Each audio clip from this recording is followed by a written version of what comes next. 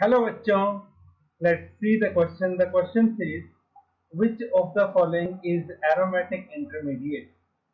Option A carbene, option B cyclohexadiene with free radical, option C benzene and option D cyclobutene with two free radical.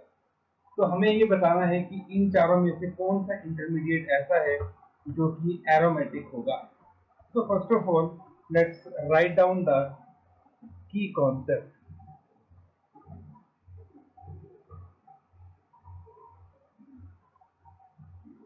The condition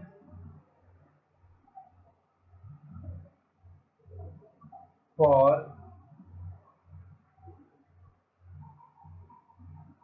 aromatic is number one, molecule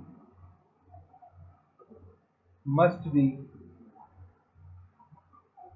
planar. Second, it must be cyclic. Third, each carbon must be sp2 hybrid. And fourth, it must have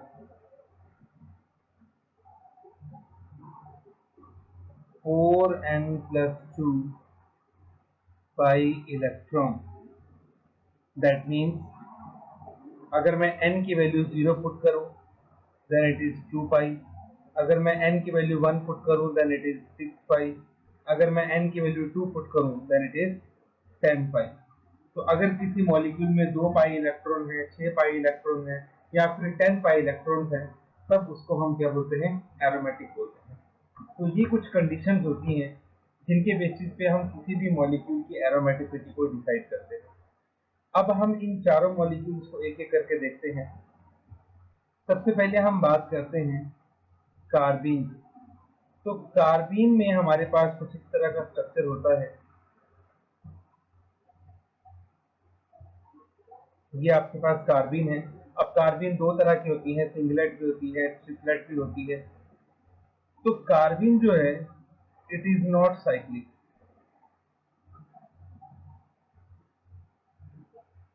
ठीक.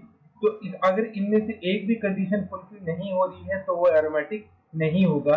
तो इसका मतलब ये हुआ that it is not aromatic. ठीक है. तो carbene हमारे पास एरोमेटिक नहीं होगी. अगर हम बात करें सेकंड मॉलिक्यूल की, तो सेकंड मॉलिक्यूल हमारे पास किस तरह का है?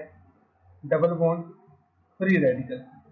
अब अगर हम इस मॉलिक्यूल को ध्यान से देखें तो यहाँ पे ये वाला जो कार्बन आपके पास है ये sp3 हाइब्रिड है. ठीक है. बाकी सभी कार्बन sp2 है लेकिन ये एक कार्बन sp3 है, hence it is not aromatic. जबकि एरोमेटिक के लिए सभी कार्बन क्या होने चाहिए? आपके पास sp2 होने चाहिए. तो क्योंकि इसमें एक कार्बन sp3 है इसलिए ये भी हमारे पास एरोमेटिक नहीं होगा. अब हम बात करते हैं थर्ड की, दैट इज द बेंजाइन. तो देखिए बेंजाइन का स्ट्रक्चर कुछ इस तरह से रहता है.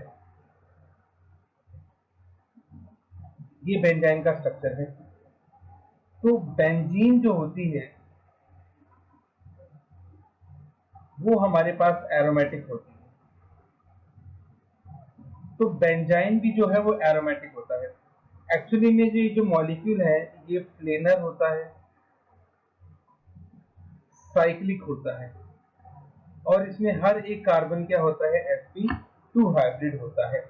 अब देखने से आपको ऐसा लग सकता है कि बेंजाइन के अंदर यहाँ पे क्योंकि ट्रिपल बॉन्ड है तो ये कार्बन आपके पास क्या होंगे? sp. बट एक्चुअल में ये कार्बन क्या होते हैं? sp3 होते हैं. दरअसल ये जो आपके पास थर्ड बॉन्ड होता है it is not a pi bond. ये एक्चुअल में पाई बॉन्ड नहीं होता. हमें पता है कि बेंजीन में सभी कार्बन हमारे पास sp2 हाइब्रिड होते हैं. तो ये कार्बन दोनों ही sp2 हैं. तो ये जो sp2 हाइब्रिड कार्बन होते हैं, इनकी पार्शियल ओवरलैपिंग से ये हमारे पास थर्ड बॉन्ड बनता है। तो ये जो थर्ड बॉन्ड बनता है, इसका बेंजीन रिंग से कोई कनेक्शन नहीं होता, ये सिर्फ sp2 हाइब्रिड ऑर्बिटल की पार्शियल ओवरलैपिंग से बनता है। तो ये बेंजीन की जो एरोमेटिसिटी है उसको ये बिल्कुल भी स्पॉइल नहीं करता। तो इसका मतलब ये हुआ that benzene contain 3 pi bond. ठीक है, ये जो फोर्थ वाला है इसको हम पाई बॉन्ड में कंसीडर नहीं करेंगे, ये एरोमेटिसिटी में इन्वॉल्व नहीं होता।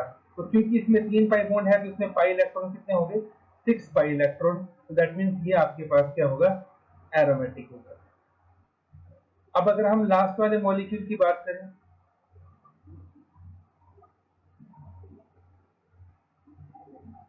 तो इसमें क्या होता है, ये जो आपके पास दो फ्री रेडिकल होते हैं, ये फ्री रेडिकल रेजोनेंस में इन्वॉल्व होते हैं।